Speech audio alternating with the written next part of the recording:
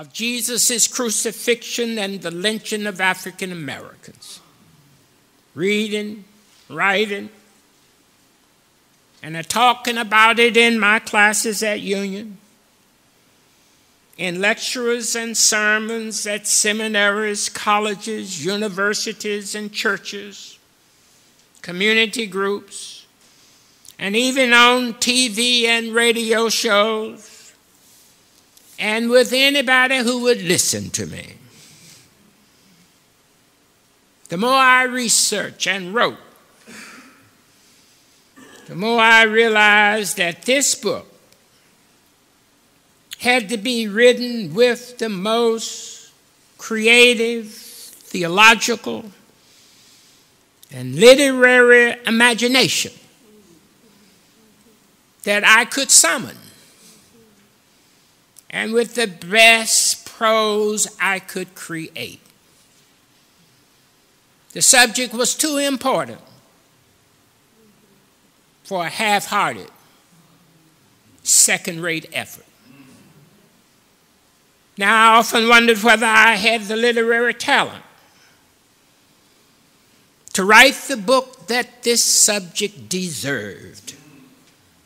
I'm not James Baldwin or Toni Morrison, and I only have so much writing talent. As I was writing, I prayed to God to give me the wisdom, insight, and especially the courage to write the truth about the black religious experience in the United States. I hope that I have written a book that bears witness to black people's struggle for justice and to the faith that empowered and sustained them in that fight against great odds. Without qualification, I can truly say that I did my best. To have done less would have been a theological sin. The question I have been wrestling with is this: how did African Americans survive and resist the lynching terror and keep enough of their sanity to love and marry each other, raise their children, and to teach them to love and to respect each other? The answer is clear to me. For many blacks, it was their faith in God and in themselves that kept them emotionally and spiritually healthy enough to love not only themselves, but even the whites who lynched them. What an amazing ethical accomplishment. Whites used Christianity to lynch blacks, and blacks used it to survive and to resist whites. Now, the more I reflected on the cross and the lynching tree, the more I understood why black Christians could not turn away from the cross, even though it was used to enslave, segregate, and to lynch them. As James Baldwin said, whites discovered the cross by way of the Bible, but blacks discovered the Bible by way of the cross. This is the great paradox in black life. Now, there are some theologians who will have nothing to do with the cross as an explanation of what Jesus' work of salvation means. But I disagree, The cross sits at the center of the gospel of Jesus, which I seek to demonstrate in the cross and the lynching tree, to which I now turn, beginning with 3 quotations I want to read to you. One is from Acts 10:39. They put him to death by hanging him on a tree. The other quotation is an account of a lynching. Hundreds of Kodaks clicked all morning at the scene of the lynching. People in automobiles and carriages came from miles around to view the corpse dangling from the end of a rope. Picture card photographers installed a portable printing plant at the bridge and reaped a harvest in selling the postcard showing a photograph of the lynched Negro. Women and children were there by the score.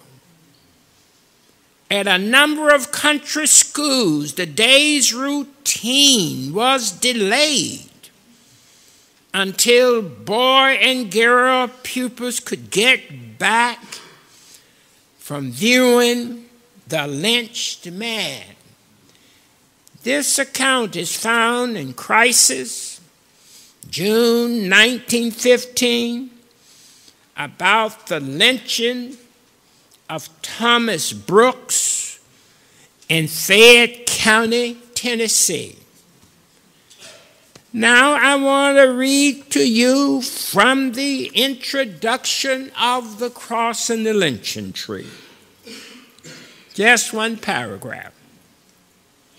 The cross and the lynching tree are separated by nearly 2,000 years. One is the universal symbol of the Christian faith. The other is the quintessential symbol of black oppression in America. Though both are symbols of death, one represents a message of hope and salvation, while the other signifies the negation of that message by white supremacy. Despite the obvious similarities between Jesus' death on the cross and the death of thousands of black men and women strung up to die on a lamp post or a tree, relatively few people, besides the poets, novelists, and other reality-seeing artists, relatively few people have explored the symbolic connections between the cross and the lynching tree. Yet I believe this is the challenge we must face. What is at stake is the credibility and the promise of the Christian gospel and the hope that we may heal the wounds of racial violence that continue to divide our churches and our society today. Now, I have spent a lifetime of pointing out,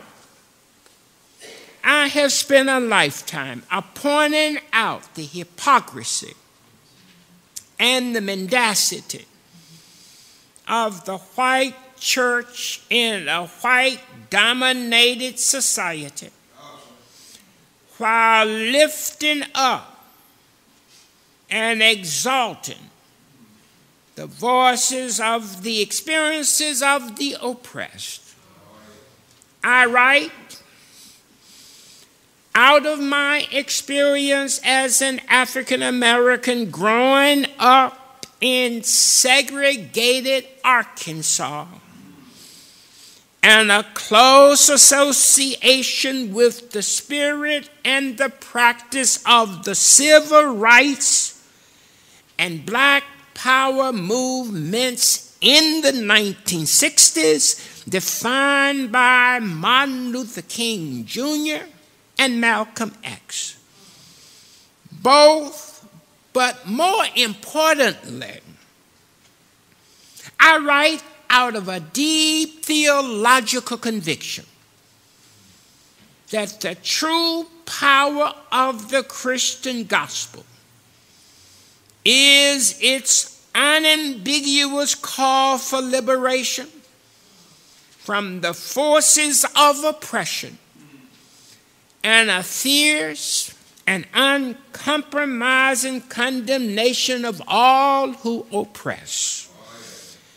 I write on behalf of all those who are called the crucified peoples of history. I write for the forgotten and the abused, the marginalized and the despised. I write for those who are penniless, jobless, landless, and who have no political or social power. I write for gays, lesbians, bisexuals, and those who are transgender. I write for immigrants stranded on our border. I write for Palestinians on the West Bank, Gaza Strip, and in East Jerusalem. I write for the undocumented farm workers toiling in misery in our nation's agricultural fields. I write for Muslims who are under the terror of war and empire in Iraq, Pakistan, and Afghanistan. I write for Trayvon Martin, Michael Brown, and Eric Garner, and Tamir Rice. I believe until we Americans, especially theologians, preachers, and Christians, until we can see the cross and the lynching tree together, until we can identify Christ with the re-crucified black body hanging from a lynching tree, there can be no genuine understanding of Christian identity in America, and no deliverance from the brutal legacy of slavery and white supremacy. As I started reading about lynching and about the historical situation of the crosses in Rome during the time of Jesus, I kept asking myself, how did African Americans survive and resist the lynching terror? How did they do it? There were nearly 5,000 African American men, women, children who were lynched in America following the Civil War, and their devastated families were left behind to cope with their great loss. The loss of fathers and mothers, brothers and sisters, uncles and aunts, nephews and nieces, cousins and friends, and other loved ones, no blacks were exempted from the lynching tree. To live every day under the terror of death was no easy matter. I grew up in Arkansas, a lynching state. I know from experience what's something about lynching. I watched my mother and father deal with it.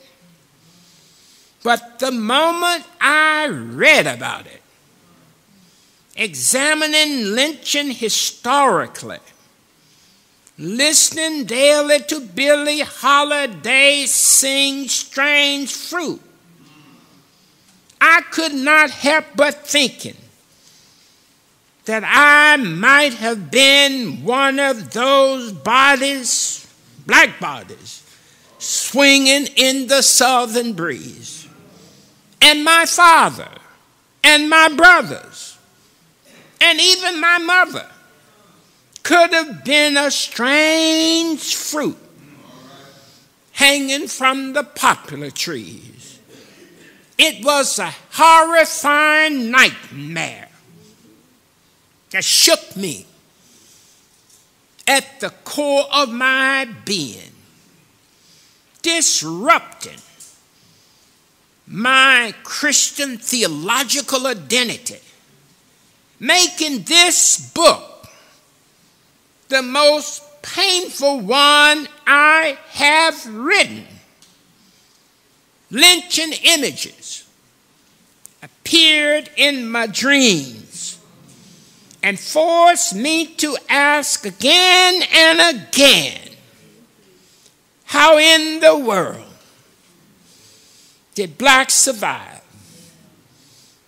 Not only just physically, but most importantly, emotionally and spiritually, keeping their sanity in the midst of all of that white terror.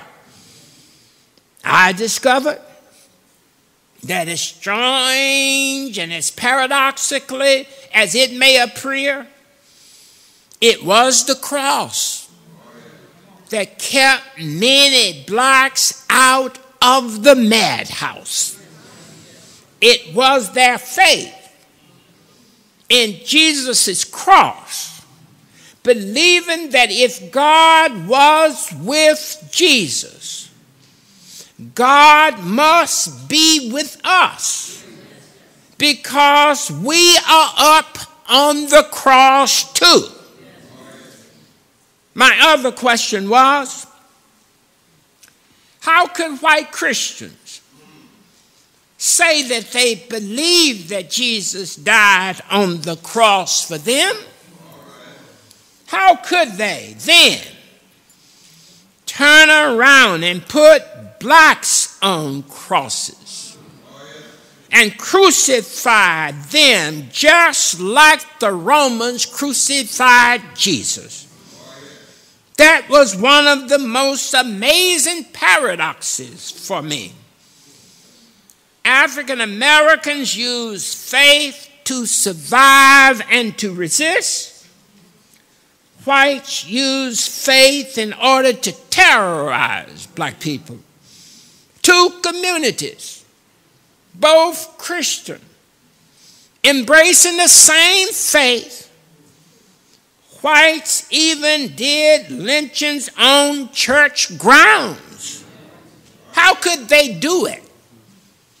That's where my passion came from as I wrote the text. That's where the paradox came from. That's where my theological wrestling came from. Many Christians embrace the conviction that Jesus died on the cross to redeem humankind from sin. Taking our place, they say. Jesus suffered on the cross and gave his life as a ransom for many. The cross is the great symbol of the Christian narrative of salvation.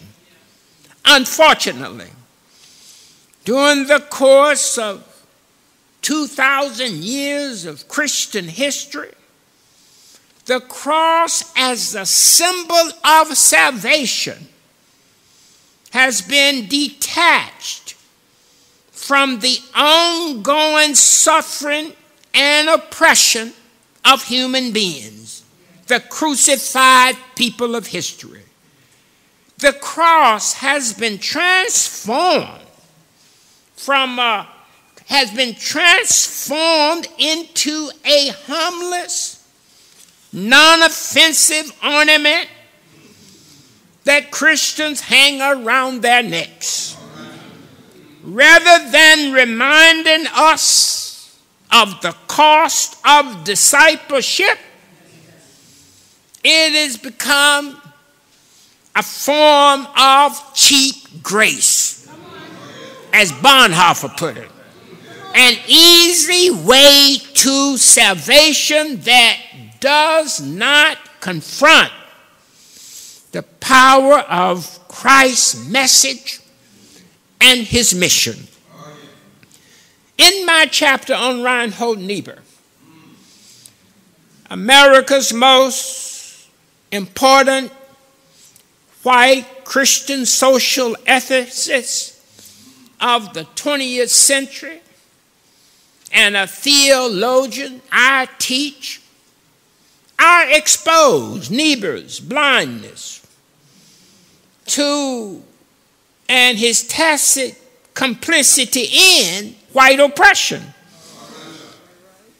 Slavery, segregation, and the terror of lynching have little or no place in the theological reflections of Niebuhr or any other white theologian.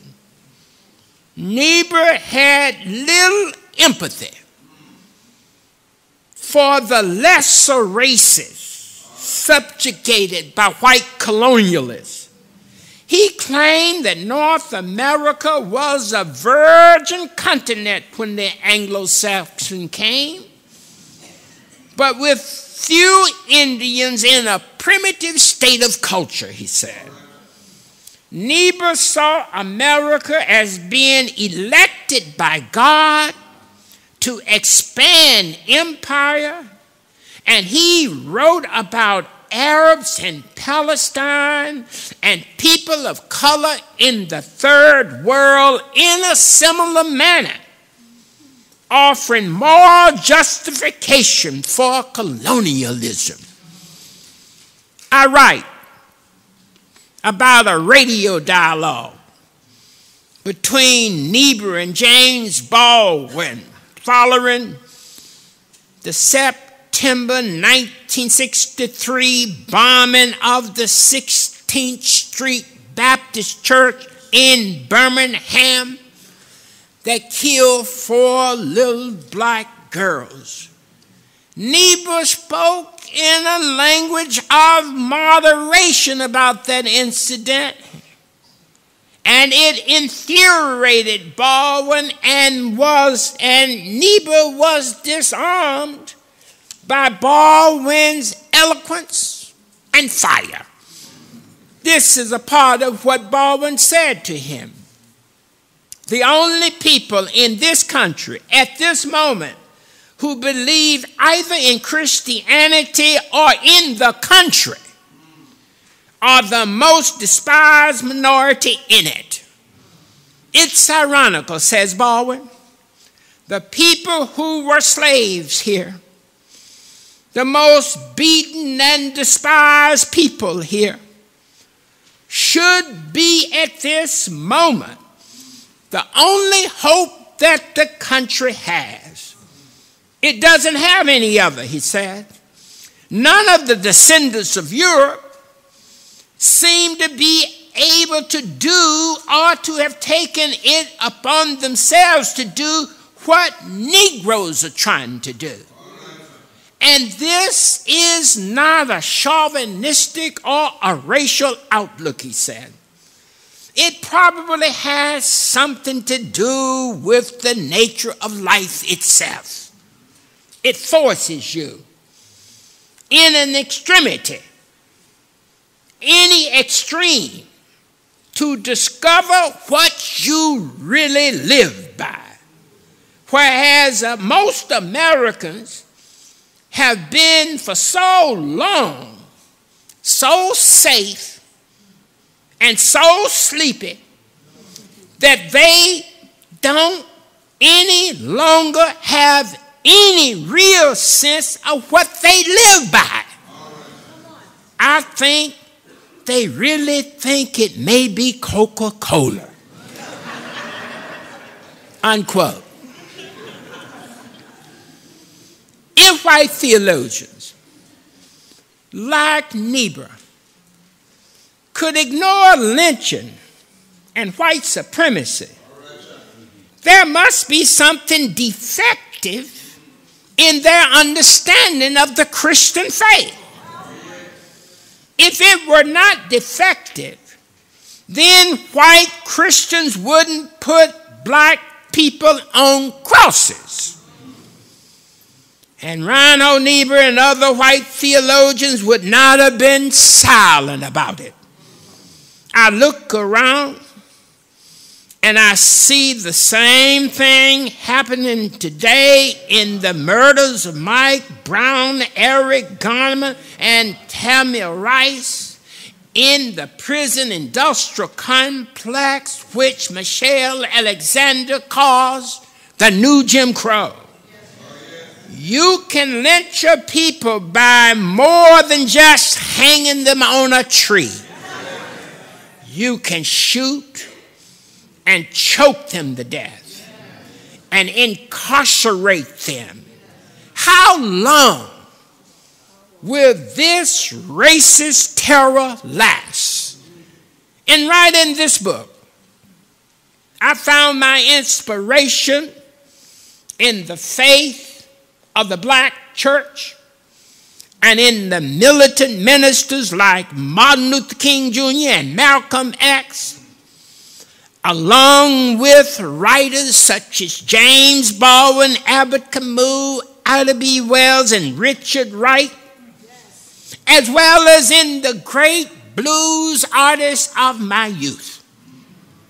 These ministers, artists, and writers, not the white theologian, gave me a sense of awe in the presence of humanity, a humanity fighting for justice against great odds.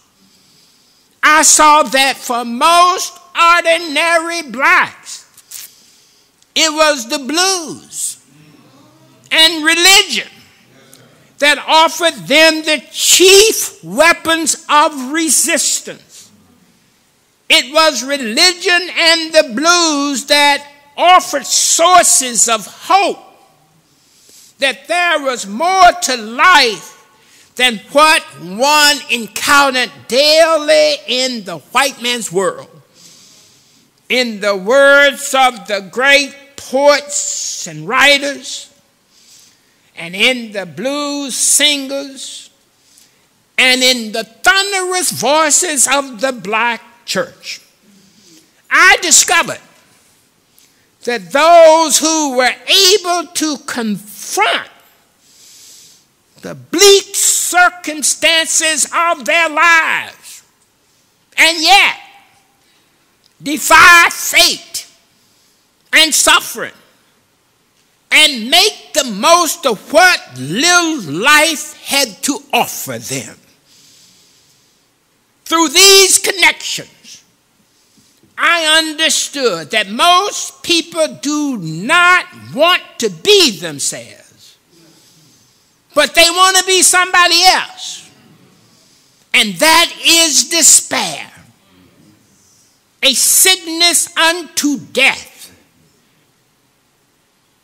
That sickness, what the great philosopher Soren Kierkegaard wrote about, And I knew that faith, informed by the blues, was the one thing that white people could not control or take away from African Americans.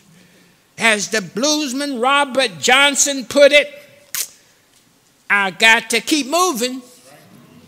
I got to keep moving. Blues falling like hell. And the day keeps on worrying me. There's a hellhound on my trail.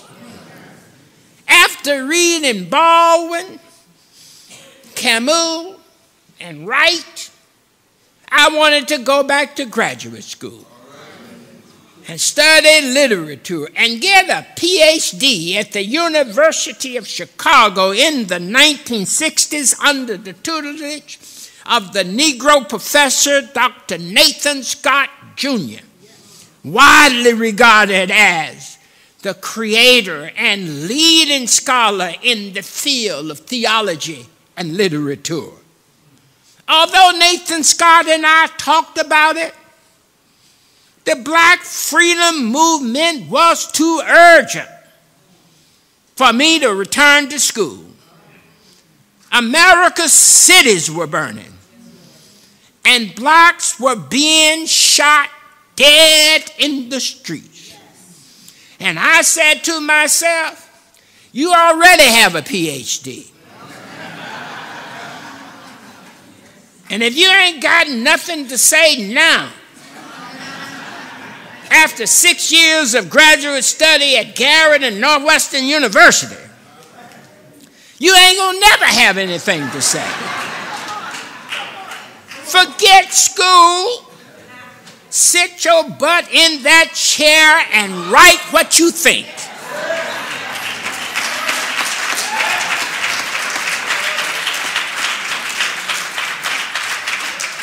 I had to try to do in theology what Baldwin, Camus, and Wright did in literature. Although I wrote a doctoral dissertation on the great Swiss theologian Karl Barth, I never taught a course on Barth because I like people who write and talk about the real, concrete world where poor people are suffering. And unless I can feel it in my gut, I cannot say it. I cannot write it. The poor help me to say it because I feel their pain.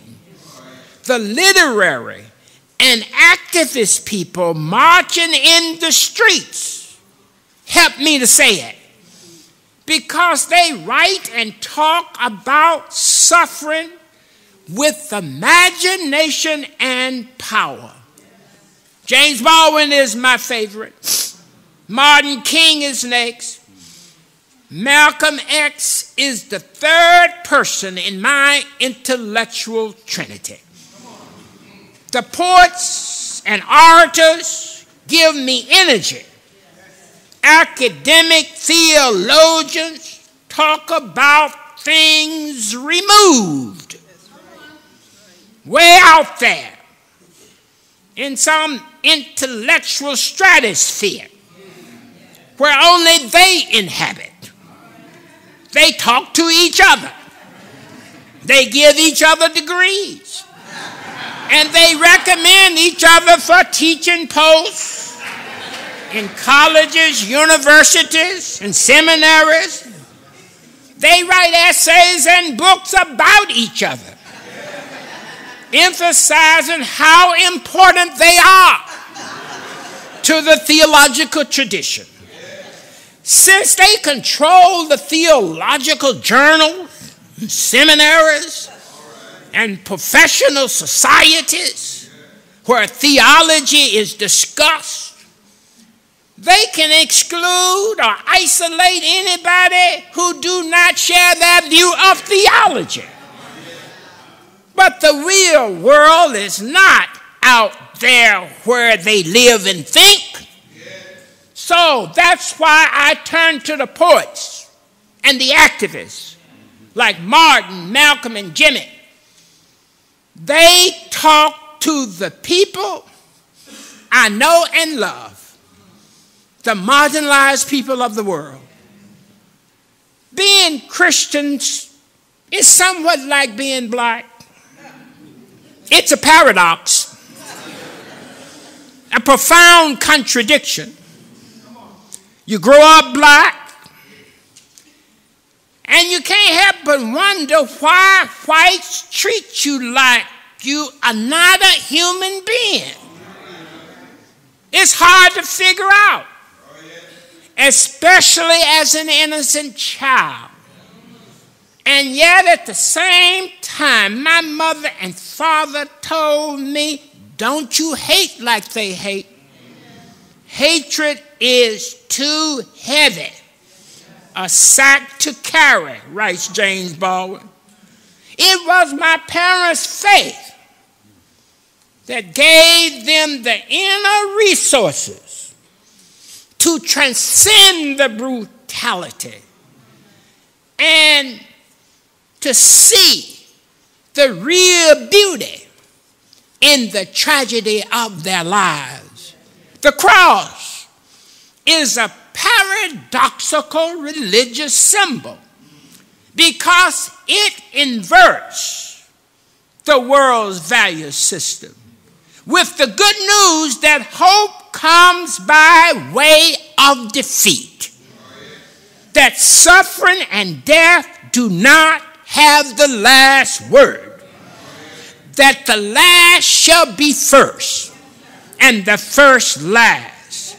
Now this idea is absurd to the intellect. Yes, it's profoundly real to the spiritual life of black folk. For many who were lynched, the crucified Christ manifested God's loving and liberating presence in the contradictions of black life.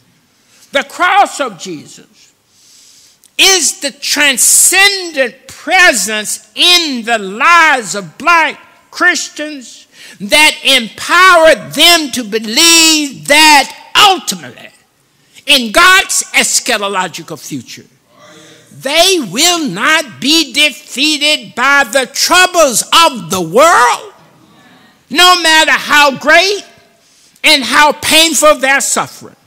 This paradox, this absurd claim of faith, was possible only when one was stripped of power, when one was unable to be proud and mighty, when one understood that no one is called by God to rule over others. The cross is God's critique of power, white power, with powerless love snatching victory out of defeat. What I am talking about is like love. It's something you cannot articulate adequately, but its truth is self-evident in the living of it. I have seen this transforming power of faith in the cross among many black Christians who struggle, especially among black freedom fighters in the civil rights movement. Many knew that they probably were going to die, and they made out their wills. They knew they were not going to win in the American way of winning, with guns and tanks. But they had to do what they did because the transcendent reality they encountered in that justice moment was much more powerful than the opposition against them, much more meaningful than that which contradicted them. the conviction that faith is beautifully portrayed in this new film called Selma, which everyone should see. Now, James Baldwin said his worst discovery was not only that America treated me like a nigger and taught me that I was one, but that I also believed what white people said about me. It took many years, he said, of vomiting up all the filth I have been taught about myself before I was able to walk on earth as though I had a right to be here. Now, unlike Baldwin and many other blacks, I really don't remember ever wishing I was white. Because being black and bearded at Macedonia AME Church was so wonderful and beautiful, especially as I saw blackness embodied in the lives of my mother and father and a host of other proud men and women in Arkansas. The reality of love in my community was so strong, so real, that I didn't have time to think about being white. The spiritual values of my parents and of the blacks were more important than the material things I saw in the white world that hated me.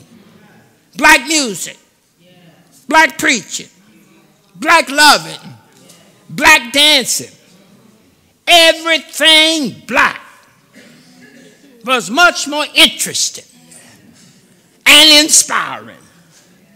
The beauty of blackness was everywhere. Joe Louis knocking out Max Smellick with power and grace. Jackie Robinson and Willie Mays making art on a baseball diamond. There was so much love about blackness, whether on the dance floor hall, moving to the sound of B.B. King and Muddy Waters, or in church, listening to the sound of Sister Oral Wallace singing, "I'm working on the building." Or my mother, Lucy Cohn, raising her voice to the tune of "This Little Light of Mine." Black beauty was all over Beard, in the laughter and the play of blacks, the style of black talk and walk. As a child, I was in my element, for blackness saved me from whiteness and kept me sane, believing that I was somebody. How do people know that they are not what the world says about them when they have so few social and political resources to defend their humanity, so few economic resources to physically even to survive, and so few educational resources to express their somebodiness?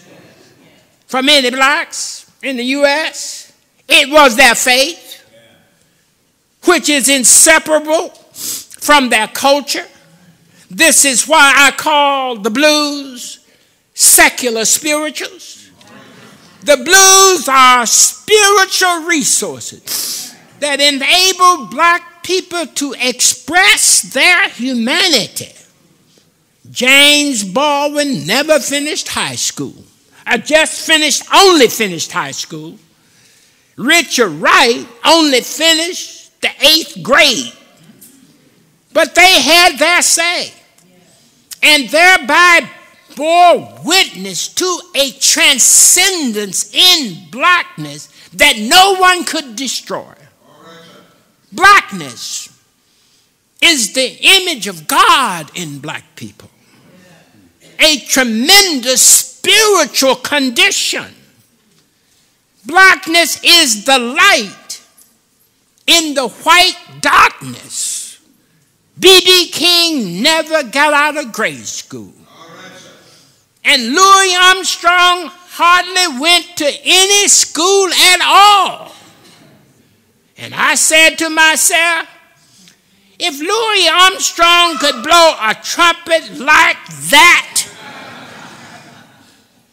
I'm going to forget it. I'm going to write theology, at least try to write it the way Louis Armstrong blows that trumpet.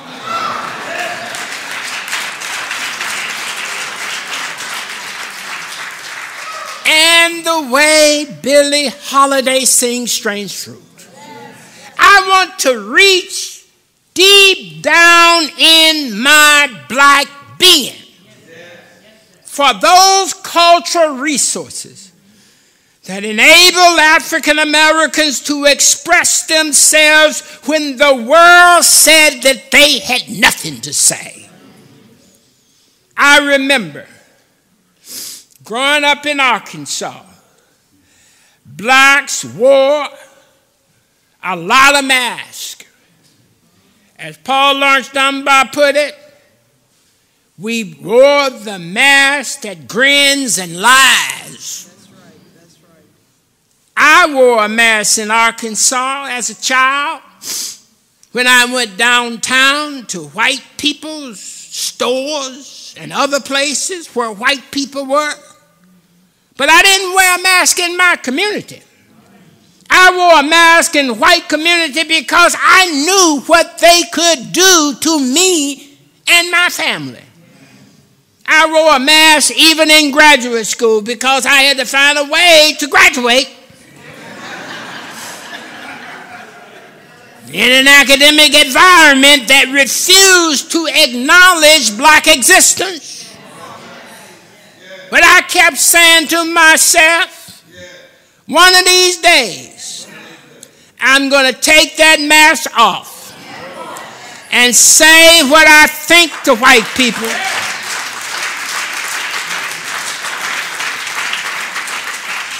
And make up for lost time. And so, the last 40-some years, that's what I've been doing. I write to encourage African Americans to take off their mask and to get in touch with that inner resource in order to have your say and to say it clearly, forcefully, and as truthfully as you can. Now, not all blacks can do that because white people have a lot of power controlling our employment and even our physical and social well-being. Now, my mother and father never had the opportunity that I have. So when I write and speak, I write and speak for them. This is Lucy and Charlie Cohn's book. And all the blacks who struggle against the terror of lynching. They never had a chance to stand before an audience like do, as I do, and tell whites what they think. I have to do that for them.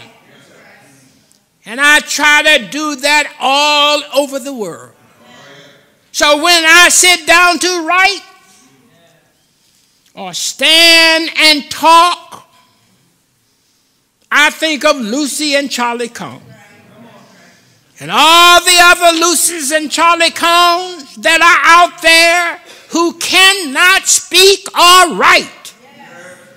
I always think of them because, not myself, I think of them, I feel their spirit flowing through my body, encouraging me to speak the truth. They deepen my spirituality and give me something to hold on to, something that I can feel in the depth of my being, giving me strength and the courage to say it like it is. It is a very spiritual experience writing this book, because I am doing something for people I love who cannot and who never will have a chance to speak in a context like this. So why do I need to speak for myself? I need to speak for people who cannot speak, for people, as Martin King said, who have been left out of the sunlight of opportunity.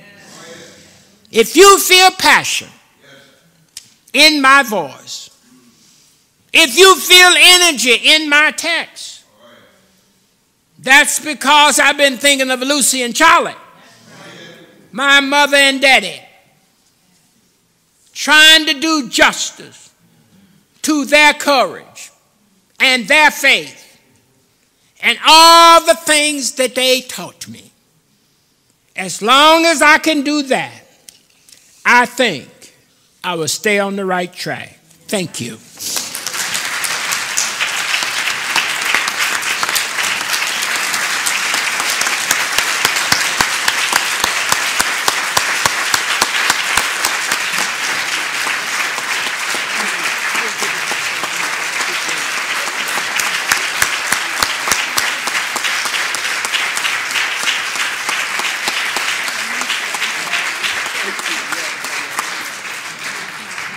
Okay.